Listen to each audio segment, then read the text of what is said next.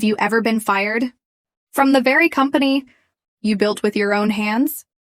The day my son looked me in the eyes and said, "Security will escort you out," he believed he had finally become the most powerful man in the building. He didn't know. The board of directors was already waiting upstairs. And in less than 30 minutes, every executive in the company would stand up. When I walked into the room, not because I was an old employee, not because I was his father, but because I was Mr. Chairman. My name is Richard Anderson. I'm 70 years old. Most people thought I was just another retired founder who occasionally visited the office. They saw an old man wearing simple clothes, driving an old pickup truck, drinking coffee with factory workers. They had no idea that I still owned 51% of the company. 40 years ago, I started Anderson Industries inside a tiny warehouse with only 3 employees. There were days I worked 20 hours without sleeping. Days when I chose to pay my employees instead of paying myself. Slowly, that tiny warehouse became one of America's largest manufacturing companies. Thousands of employees, offices across the country, hundreds of millions in annual revenue. When I turned 66, I stepped down as CEO. The board begged me to remain chairman. I accepted, on one condition: no special treatment, no luxury office. No one would know I was still in charge. Even my own son, Michael, didn't know the full truth. I wanted him to earn respect, not inherit it. 4 years later, he became Chief Operations Officer. He was smart, talented, but success changed him. Little by little, confidence became arrogance. Respect became entitlement. And one Monday morning, everything changed. That morning, I walked through the factory floor, just like I always did. I greeted the janitors, shook hands with technicians, asked the receptionist how her daughter was doing. Employees smiled. They respected me, even if they didn't know who I really was. As I entered the executive hallway, Michael stepped out of his office. His face was cold. "Dad, we need to talk." I smiled.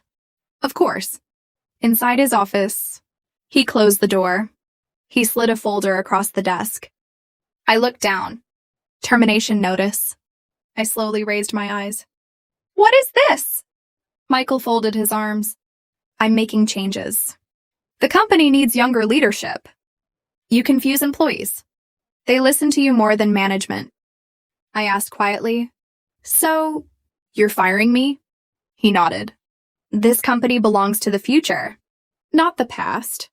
I looked at him for a long moment. "Michael, are you sure this is the decision you want to make?" He didn't hesitate. "Absolutely."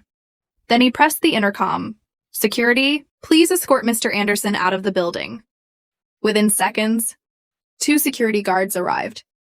The younger guard looked nervous. "Sir, Michael interrupted. "Remove him." Employees watched from their offices. No one spoke. No one moved. I picked up my coat, smiled gently, and quietly followed security toward the elevator. Michael leaned back in his chair, certain he had just proven he was in control. He had no idea. The board meeting was scheduled to begin in 20 minutes. And his name was the first item on the agenda. As the elevator doors closed, I looked at the 2 security guards. "It's all right. You're only doing your job." Both men lowered their heads. "I'm sorry, sir." I smiled. Never apologize for following company policy. The elevator stopped, not in the lobby, but on the top executive floor.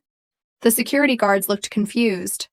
One of them whispered, "Sir, this floor is restricted." "I know." The doors opened. The CEO was already waiting. "Good morning, Mr. Chairman." Every executive standing behind him straightened immediately. "Good morning, Mr. Chairman." The security guards froze. Their faces turned pale. One quietly stepped back. I had no idea." I smiled. "Now you do."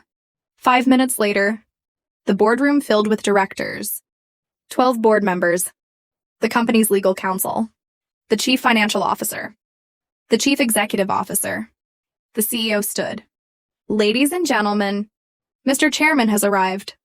Every person in the room stood. Complete silence. I took my seat at the head of the table. The company secretary opened the meeting. First item on today's agenda: the unauthorized termination of the company's founder and chairman. The room became completely silent. Meanwhile, Michael walked confidently toward the boardroom. He adjusted his expensive tie. He believed today's meeting would confirm his promotion to CEO. He opened the door and froze. His eyes locked onto me. I was sitting at the head of the table. Every director was seated around me. The CEO spoke calmly. "Michael, please take your seat." His voice shook. "Dad, what are you doing here?" The CEO answered before I could. "Mr. Anderson isn't here as your father. He's here as chairman of the board." Michael looked around the room, waiting for someone to laugh. No one did. The legal counsel slid a folder toward him. "These are the company's ownership records." Michael opened the first page. Richard Anderson, 51% shareholder. His hands began to tremble. He looked at me. "You still own the company?" I nodded. I never stopped. The CEO continued. "This morning you ordered security to remove the founder without board approval." Michael whispered. "I didn't know." I looked directly at him. "No, you never asked." The room was silent. Board members exchanged disappointed glances. One director finally spoke. "Leadership isn't about power. It's about responsibility." Another added, "And respect." Michael lowered his head. For the first time in his career, he realized he hadn't fired an old employee. He had tried to fire the man who built everything. The boardroom was completely silent. Michael couldn't lift his head. The same confidence he had walked in with had completely disappeared. The CEO looked toward me. "Mr. Chairman, the board is waiting for your decision." Every eye turned toward me. I slowly stood up, walked to the large window overlooking the factory.